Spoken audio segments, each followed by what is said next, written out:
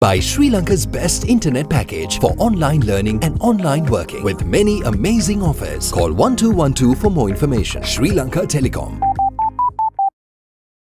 ලෙන්ගතුකම වැඩි කරගන්න ලව්ජු රුපියල් 50ට අඩු කළා. මාමේ එන්න අපිට එකක් බොමු.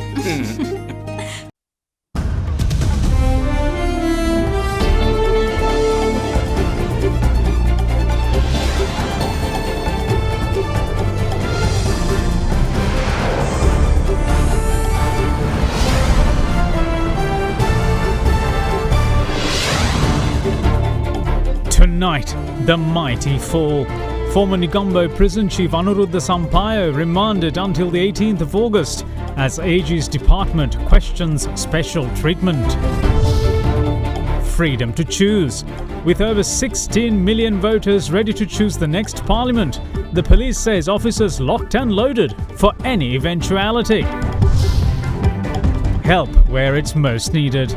Are banks doing enough? Banks are private sector companies. They will always be profit driven. They'll only lend to places they can make money. And is their focus in the right place? Banks and finance companies are limited by certain structural barriers. Expecting better days. Stocks hit 5-month intraday high in election upsurge. There is a high expectation of a strong majority government likely to implement policy certainty. All that and much more coming up on First at 9. This Tuesday, the 4th of August, 2020. නව sunlight sakura. Then දික්කල් පවතින sakura මල් සුවඳින්. From AdaDerana, this is AdaDerana First at 9. Live from Studio 24 in Colombo. Good evening and welcome to First at 9. I'm Dhamike Kanayaka. Voting in the general election 2020 will begin in less than 12 hours, with over 16 million voters eligible to cast their vote for their preferred party and candidates. According to Chairman of the Election Commission Mahinda Deshapriya, all election results will be released before midnight on Thursday the 6th of August, while the preferential results will be released the following day.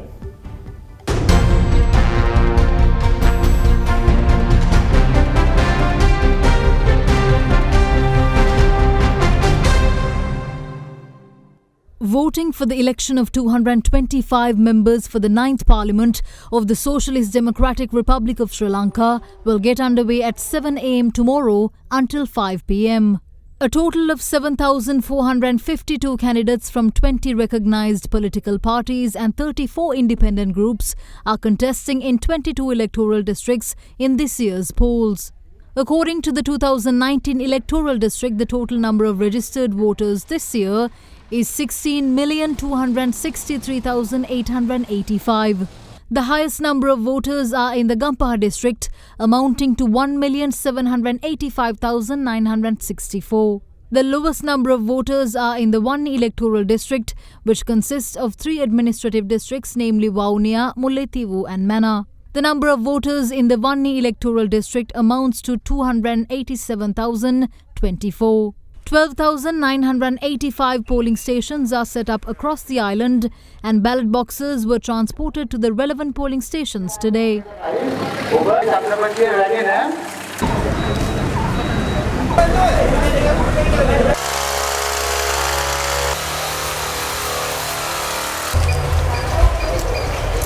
Chairman of the Election Commission Mahinda Deshapriya meanwhile believes that all the election results will be released before midnight on the 6th of August.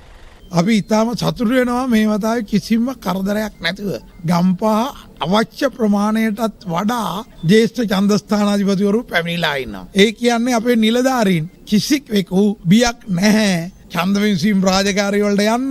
කාලගුණ විද්‍යා දෙපාර්තමේන්තුව ප්‍රකාශ කළා තියුණා අදයි හෙටත් බස්නාහිර දකුණ සහ සබරගමුව වර්ෂාව තියෙනවා කියලා. අපි ඒකට සම්පූර්ණයෙන්ම සූදානම් වෙලා තියෙනවා. ඉතා ඕනෑම අධික වර්ෂා තත්ත්වයකට උනත් මුහුණ දෙන්න ආපදා කළමනාකරන මධ්‍යස්ථානයේ සහ දිසාපතිවරු සූදානමින් සිටිනවා. හෙට දිනේ ආරක්ෂාව සම්බන්ධයෙන් කිසිම ගැටලුවක් නැහැ. අපේ පොලිස් දෙපාර්තමේන්තුව සිවිල් ආරක්ෂක දෙපාර්තමේන්තුව සමග මුර සංචාර පවත්වනවා. ඡන්ද පොළවල ආරක්ෂාව තියෙනවා. ගැටලු ඇති විය හැකි බව පෙනී ගිය සෑම ස්ථානයකටම පොලිස්පතිවරයාගේ උපදෙස් මත විශේෂ කාර්ය බලකාය යොදවලා තියෙනවා.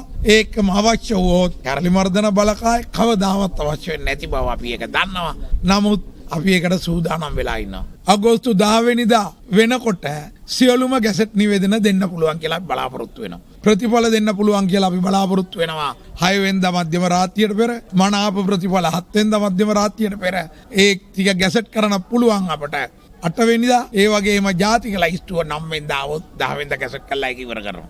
Nearly 70,000 police officers, including the Police Special Task Force, meanwhile, are deployed for election security purposes. This time around, the general election will be held in accordance with health and safety protocols stipulated by the government and the health authorities. Accordingly, it is imperative that members of the public pay heed to the necessary health protocols. In another development, an extraordinary gazette notification was issued by President Gotabaya Rajapaksa, convening the newly elected members of the parliament on the 20th of August. Enjoy a very smooth shave with the Bic Easy 2 razor. Bic Easy 2. Meanwhile, the police say that its officers are given maximum powers to ensure the security at polling stations tomorrow. They said that 2 police officers will be deployed at each polling station, with cameras also provided to record footage of any wrongdoings for later use as evidence in court. ලංකාවේ දැනට ඡන්ද මධ්‍යස්ථාන 12984ට අදාළව එක ඡන්ද මධ්‍යස්ථානයකට නිලධාරීන් දෙදෙනා බැගින් නිලධාරීන් 25998 දෙනෙක් යොදවලා තියෙනවා. මධ්‍යස්ථාන 64ක ඡන්ද ගණන් කිරීම සිදු කරනවා. එක ඡන්ද මධ්‍යස්ථානයකට නිලධාරීන් 52 බැගින් නිලධාරීන් 3328 දෙනෙක් යොදවලා තියෙනවා. එතකම පිටත ආරක්ෂක බලල්ල සඳහා විශේෂකාරී බල නිලධාරීන් 45 දෙනෙක් යොදවලා තියෙනවා සෑම ඡන්ද ගණන් කිරීම මධ්‍යස්ථානයක් ආවරණය වන පරිදි. මැතිවරණයට අදාළව මාර්ග බාධක 121ක් අපි දැනට සූදානම් කරලා තියෙන්නේ. මෙවැනි කැමරා ලබා දීලා තිබෙනවා නිලධාරීන්ට. ඒ කැමරා අපි භාවිතා කරනවා නීති විරෝධී ක්‍රියාකාරකම් වීඩියෝ ගත කරන්න. ඒවා අධිකරණයට සාක්ෂි වශයෙන් ඉදිරිපත් කරන්න පුළුවන් ඒ වීඩියෝ දර්ශන. තමන්ගේ හෝ වෙනත් තැනැත්තෙකුගේ ශරීරය හෝ දේපල ආරක්ෂා කර ගැනීම සඳහා බලය පාවිච්චි කරන්න පුළුවන්. ඒ අවශ්‍යතාවය වෙඩි තැබීම නම් වෙඩි තියන්න පුළුවන්. වෙඩි තියන්න තමයි ගිනිඅවි දෙකක් දීලා දෙනවා හැම මධ්‍යස්ථානයකටම අවම වශයෙන් ගිනිඅවි පාවිච්චි කරන්න අවශ්‍ය වුණොත් පාවිච්චි කරන්න බලය දීලා දෙනවා. In the meantime, AdaDerana is all set to bring you a world-class election coverage with a unique television experience. Our election broadcast Sri Lanka Decides will begin at 6:30 a.m. tomorrow and will be brought in all 3 languages. We at AdaDerana, the most trusted news brand of the country, is ready to bring you all the information about the general election 2020 from the moment the polling stations open tomorrow morning. The election telecast, which will commence at 6:30 a.m. tomorrow, will be brought to you in Sinhala, Tamil and English languages. To this end, the AdaDerana production team, along with the most reliable and fastest divisional media network, are already stationed across the country to bring our viewers all the data with regard to election as the voting continues.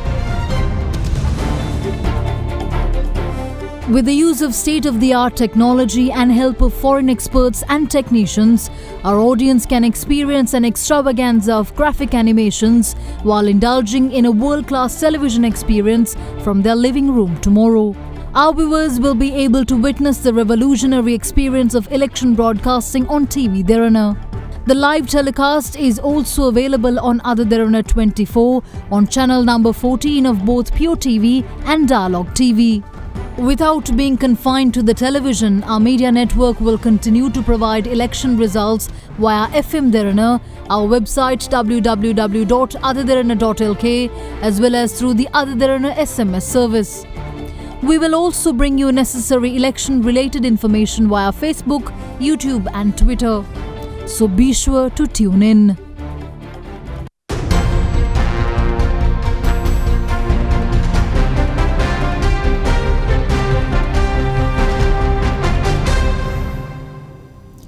Moving on with other stories, more questions remain with regards to the arrest of former Negombo Prison Superintendent Anuruddha Sampaio when the 4 suspects were produced before the Negombo magistrate today.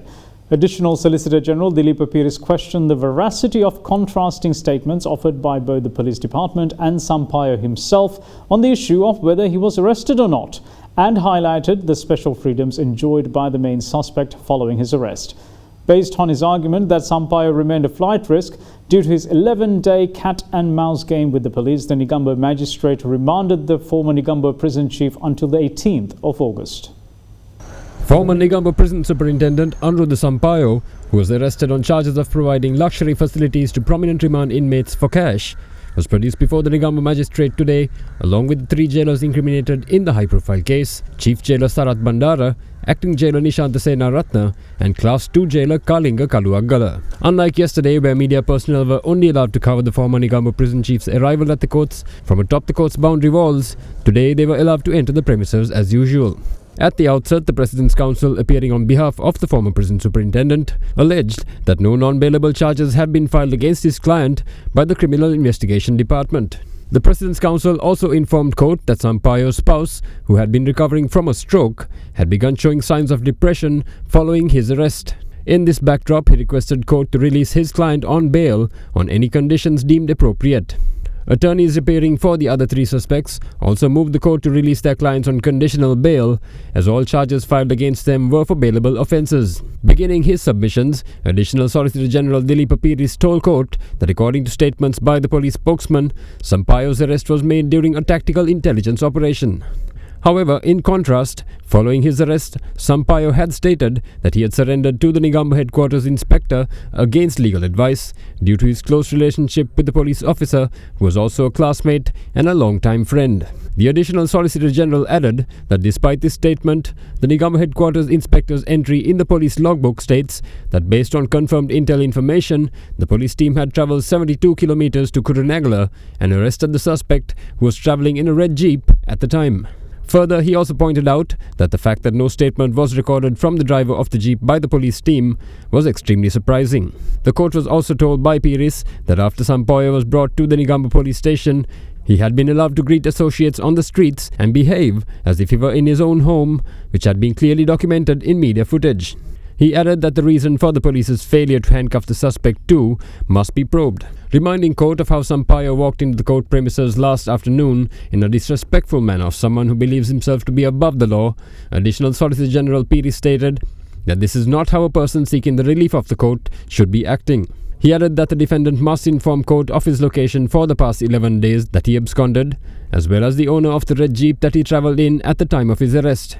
Further, the court was told that since the suspect had clearly demonstrated the ability to hide from a warrant for such a long period, it proves that he remains a flight risk and must be remanded.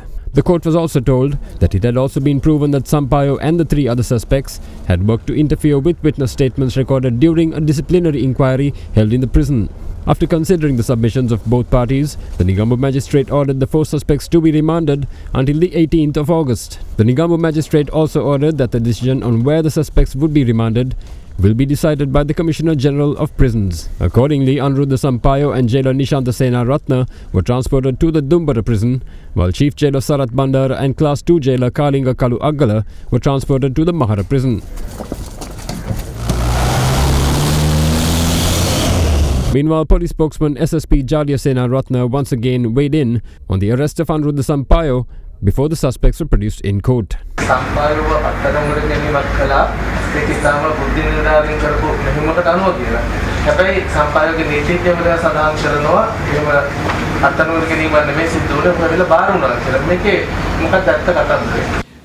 මූලස්ථාන police පරීක්ෂකවරයා මීගමුව කුරුණෑගල ප්‍රදේශයට ගිහිල්ලා තමයි මේ අත්අඩංගුවට ගැනීම සිද්ධ කරලා තියෙන්නේ. ඔහු ඒ සම්බන්ධයෙන් තොරතුරු සටහන් පොතේ සටහන් ඇතුළත් කරලා තියෙනවා. ඔහු අත්අඩංගුවට ගත්ත බවට ඒ සටහන් අනුව පිළිගත හැකි කරුණු අනුව තමයි මාධ්‍යවලට ප්‍රකාශ නිකුත් කරලා තියෙන්නේ. ඒ කරුණු අපි අධිකරණයට ඉදිරිපත් කිරීමට අද දිනේදී කටයුතු කරනවා. තවද ඔහු බාර වුණා නම් ඔහුට බාර වෙන්න පොලිසියෙන් කුරුණෑගල යනකම් ඉන්න අවශ්‍යතාවයක් නැහැ. ඔහුට දින 11ක් තිබුණා බාර වෙන්න. ඉතින් ඒ කාලය තුලදී ඔහු බාර වුණ කිසිම පොලිසියකට බාර වුණේ නැහැ. ශ්‍රී ලංකාවේ පොලිසිය 495ක් තියෙනවා. අත්අඩංගුවට ගන්න ගෙදරට ගිහපුවාම බාර වුණත් ඒක අත්අඩංගුවට ගැනීමක් තමයි. ඒක වීඩියෝ කටේ තියෙනවා මම ඇවිල්ලා මේ බාර වුණා කියලා නමක් කරගෙන අපවස්ථාවකටපත් කරනවා තමයි ආවේ කියලා. සැකකරුවෙකුට ඕනෑම ප්‍රකාශයක් කිරීමේ අයිතියක් තියෙනවා. සැකකරුවෙකුට නිහඬව සිටීමේ අයිතිවාසිකම මොකුත් තියෙනවා. අපරාධ නඩු විධාන සංග්‍රහයේ තියෙන ප්‍රතිපාදන අනුව සැකකරුවෙකුගේ ප්‍රකාශයක් අපි ඉතාමත්ම සීමිත අවස්ථාවකදී විතරයි අධිකරණයේ පාවිච්චි කරන්නේ. විමර්ශන නිලධාරීන් කියන්නේ සාක්ෂිකරුවන්. ඔවුන්ගේ සාක්ෂි තමයි අපි අධිකරණය ඉදිරිපත් කරන්නේ විමර්ශන නිලධාරියගේ සටහන් තමයි මාධ්‍යවට ඉදිරිදරව් කරන්න පුළුවන් කරුණු මම අනාවරණය කළා. Ceylon Bank, the bank with a heart. The court, meanwhile, today further remanded the 13 Police Narcotic Bureau officers until the 18th who were arrested over their close ties with drug racketeers. The suspects, however, were not produced in court today, but the Attorney General's department made submissions before court pertaining to the case. 13 officers of the Police Narcotic Bureau were arrested and remanded over links with the country's top drug racketeers and for their involvement in racketeering. Although the 13 suspects, who are currently at the remand prison of Angunakola Palazzo, were scheduled to be produced before court today, they were not, in view of the steps taken to prevent the spread of COVID-19. Deputy Solicitor General Dilip Piris produced a report in court which included individual charges against the 13 suspects. He also stated that he had dealt with legal proceedings between cops and robbers before, but now he is having to make representations in a case involving police on both sides. He added that although he has experience in the game of cops and robbers, the situation is entirely different in this case, which pits the police against the police. The report of the government analyst pertaining to 4 vehicles owned by the Sub-Inspector Udara Chaturanga of the PNB, who is currently under arrest, was submitted to the court by the CID. Explaining the matter, the Deputy Solicitor General stated that the government analyst's report proves that the drugs were transported under the driving seat and under the passenger seat, as well as in the cavity where the spare wheel is fixed. He questioned as to why the drugs were concealed and transported if the vehicles in question were used in raids. The court also heard that 4 instances where the arrested PNB officers were involved in drug racketeering have come to the attention of the investigators. The Deputy Solicitor General also stated that the suspects had misappropriated 281.5 kilograms of heroin and 46.5 kilograms of ice seized by the Navy and obtained illegal profits. Furthermore, investigations have uncovered that a group of middlemen subtly mix other substances with pure heroin brought into the island with the use of Ajinomoto, salt and flour. Deputy Solicitor General Dilip Piris also stated that 4 weapons out of the 5 which are suspected to have been imported with the drugs were discovered by the CID from the area of Athiria recently. The 5th weapon, which is also similar to the other 4, was found in the possession of PNB Police Inspector Saman Vasantha Kumara, who is currently being interrogated under detention orders. The Deputy Solicitor General requested from the court to hold the 32,793,000 rupees, which was seized by the investigators from the arrested PNB officers, in escrow. Several attorneys representing the arrested PNB officers requested bail for their clients since they did not have permission to access the location where the drugs were kept. The Chief Magistrate, however, asked for written objections to be filed and ordered to remand the 13 suspects until the 18th of this month. She also ordered that all the suspects be produced before court on the day. In the meantime, another case involving PNB officers arrested pertaining to laundering the money obtained by drug racketeering was taken up before Colombo Chief Magistrate Lanka Jayaratna today. Representing the CID, Deputy Solicitor General Dilip Piris revealed that the officer Saman Kumara Jayasinghe of the Police Narcotic Bureau has withdrawn a total sum of 24,195,680 rupees across 53 instances. He further stated that a stock of gold was seized from a close associate of the suspect named Sumedha Piris, who is currently under detention. We will see you shortly after this break. Stay tuned.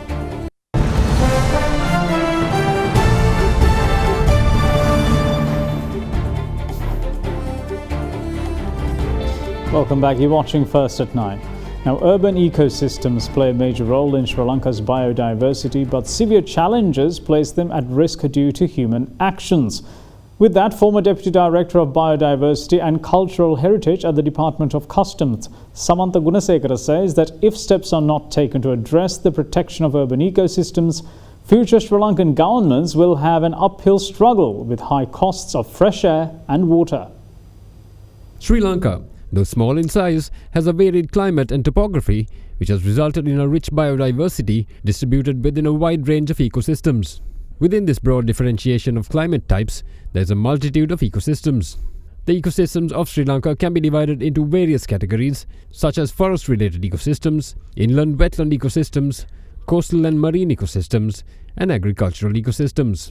There are also habitats for different species of animals and birds, who are both migratory and endemic. Most of these ecosystems can be seen close to urban areas.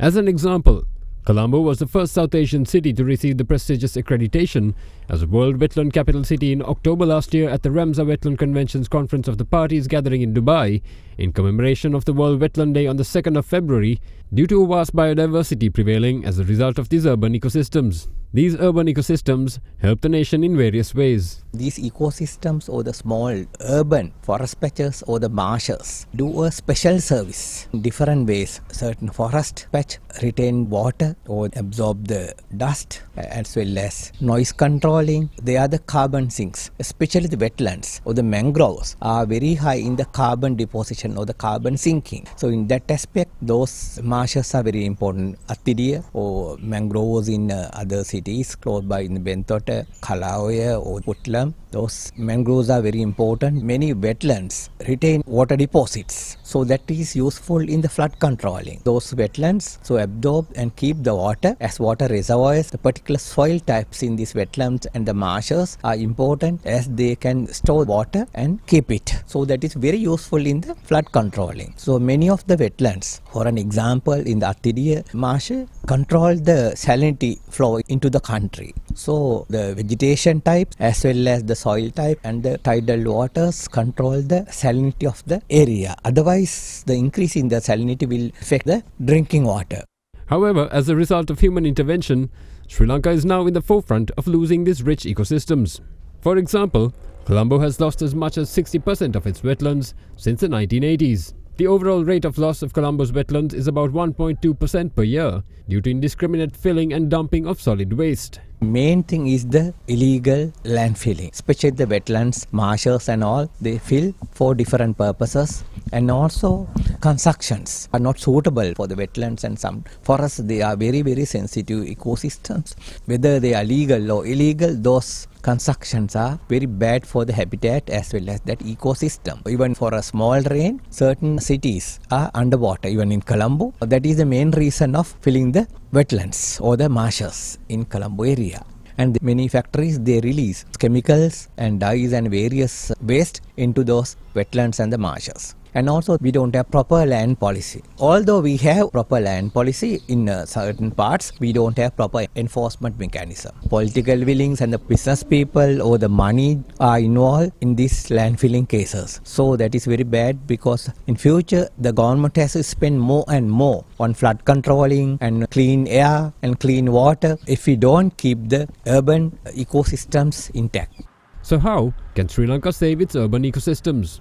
Primarily, according to experts, a national policy for conservation and sustainable utilization of wetlands and ecosystems is an absolute necessity. Since urban ecosystems have a potential tourism value in terms of birdwatching, animal observation points, and mangrove flora, tourism value must be maintained along with wise use policies. Scientific procedures, policies and relevant actions too must be strengthened to avoid further degradation or loss of its wetlands. It is also imperative that residual impacts are compensated, such as in wetland restoration and replantation. In addition, the country needs to embrace integrated urban planning to prevent the loss of ecosystems due to rapid urbanization. Finally, proper waste disposal mechanisms must be followed, and haphazard dumping must end. However, none of these solutions would amount to much without the active participation of the general public, for which education on the threats to these fragile ecosystems and their importance in the larger picture must be constantly implemented. In other stories, the country's overall number of COVID-19 cases rose to 299 today after 6 Sri Lankan returnees tested positive for the virus. In the meantime, the number of COVID-19 recoveries rose by 7, putting Sri Lanka's total coronavirus recoveries at 2,524.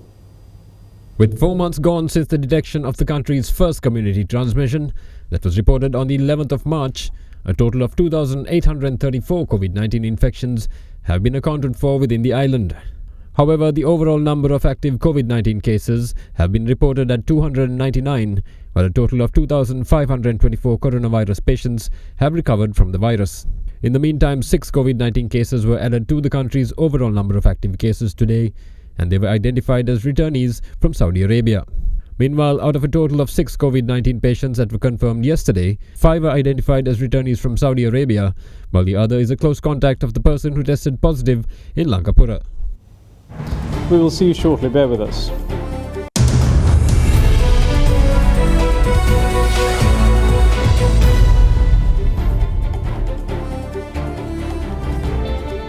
welcome back. This is First at 9.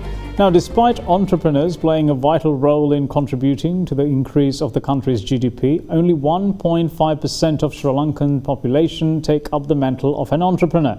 The question is why? Why are entrepreneur numbers so low, and are they being supported enough, especially by banks?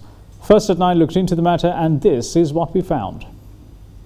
If you take a close look at how important entrepreneurs are to Sri Lanka's economy, the fact that small and medium-sized enterprises make up 75% of Sri Lanka's businesses and contribute to 52% of the country's GDP is all the reason the government needs for placing them high up the ladder of economic importance. However, another equally startling fact is that this category of entrepreneurs constitute less than 1.5% of the island's population. These figures are all the reason the government needs to place a much higher emphasis on the sector if the country is to compete on a global scale and move forward with an export-driven development agenda.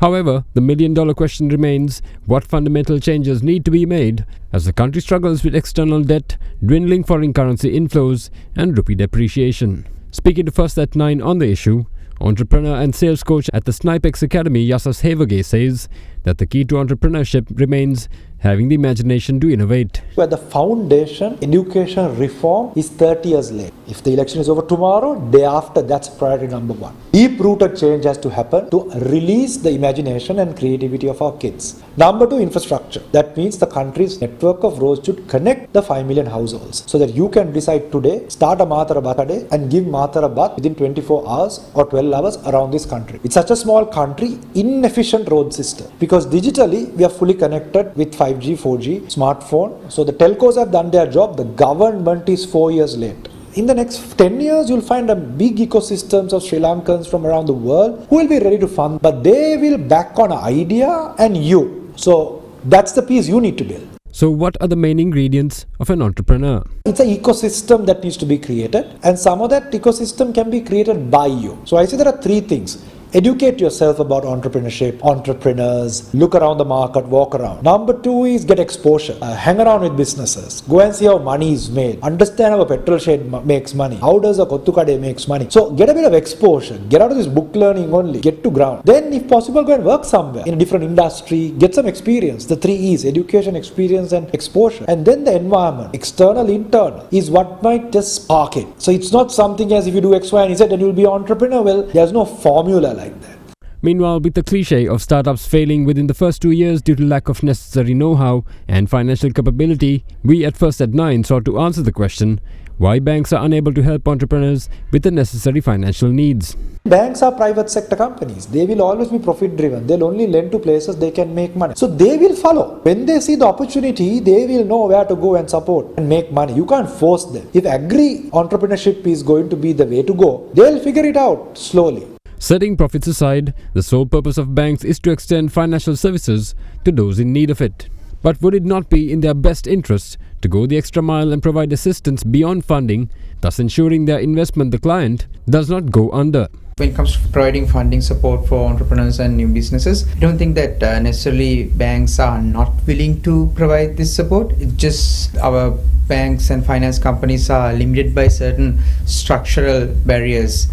If you see a typical bank in Sri Lanka, about 75% of their entire funding base is out of public deposits. Obviously, what the bank would do with that money will depend on what is the expectation of those depositors as well. Yeah, the thing is, these deposits tend to be sort of short tenor with the average tenor of about 1 year. But whereas the entrepreneurs and the new businesses, they would need sticky capital for a longer tenors. Then necessarily you can see there's sort of a maturity mismatch. So that is one challenge that will be faced by banks in providing capital for entrepreneurs. And the second challenge is these banking regulations and norms. So those regulations sort of limit the amount of risk that the banks and finance companies can take on. One good example would be these new businesses and entrepreneurs would not have enough collateral, fixed collateral, when they are applying for a loan. So when a bank is providing a loan without collateral, these capital adequacy frameworks would tend to sort of penalize financial institutions who are doing unsecured lending. So that will indirectly discourage banks in doing risky lending. So the third challenge would be how banks would typically assess credit risk. Some of these new businesses, the entrepreneurs might be actually at pre-revenue stage where they don't make any revenue. In these circumstances, the credit evaluation has to be based on some other parameters such as, the potential market value, the user growth and things like that. But your typical banks and finance companies are not quite comfortable in assessing risk based on those new parameters. However, there are some types of support that banks can offer to new businesses. What they can really do is provide non-funded services like digital payment infrastructure and import-export related services. In Sri Lanka, it's very difficult for a new business which is based on an online model to have a payment gateway. If banks can be more proactive in providing these sort of services, that will actually make the life very easy for these businesses, and from the bank's point of view, they are not taking that particular credit risk we were talking about earlier. Now, shares of the Colombo Bulls rose to a near 5-month high today, aided by robust gains in consumer staples and financial stocks. The benchmark CSE All Share Price Index closed 0.83% higher at 5,166.81, having earlier hit its highest intraday level since the 12th of March. Foreign investors were net sellers, offloading 353.3 million rupees worth of shares as the trading volume climbed to 98.7 million shares from 82.1 million in the previous session. Now here's a brief report on today's market performance. The market is witnessing a strong upsurge ahead of the general election which is due tomorrow. So we are witnessing strong buying interest among most of the investors with the positive sentiment coming due to the election tomorrow. So there is a high expectation of a strong majority government which is likely to implement policy certainty in the economy, which actually favors long-term investments. So equity market being one of the long-term investments, the positive sentiment arising out of the general election. So we are experiencing strong retail participation today, and also there is involvement of high net worth and institutional participation as well. If you look at it, the market turnover increased to above $1 billion today to around 1.2 billion rupees. The largest contribution was coming from the big blue chip counters, mainly John Keys Holdings, LOLC, and also some construction play also was involved with Access Engineering, Tokyo Cement also getting into the picture. Meanwhile, at the currency market, the rupee closed stronger at 185 rupees and 50 to 55 cents to the US dollar today. The rupee closed at 185 rupees and 56 to 62 cents to the greenback yesterday. In fact, on Friday. Now let's take a look at how the Sri Lankan rupee traded against other major currencies during the day.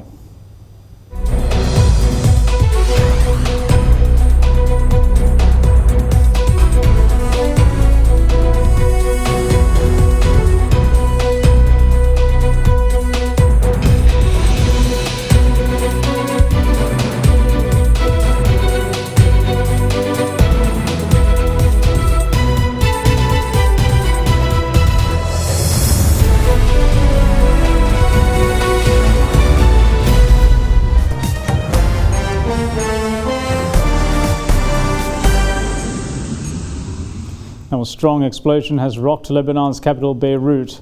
The massive blast earlier today shook several parts of Beirut, sending huge plumes of smoke into the sky. Initial reports suggested the explosion took place in Beirut's port near containing warehouses. The afternoon blast shook several parts of the capital, and thick smoke billowed from the city center. Residents reported windows being blown out and false ceilings dropping. Videos showed a large mushroom cloud and extensive damage. A UN tribunal is due to issue its verdict in the trial in absentia of 4 suspects in the murder by car bomb of Rafiq Hariri. A possible second explosion was reported to be at the Hariri residence in the city.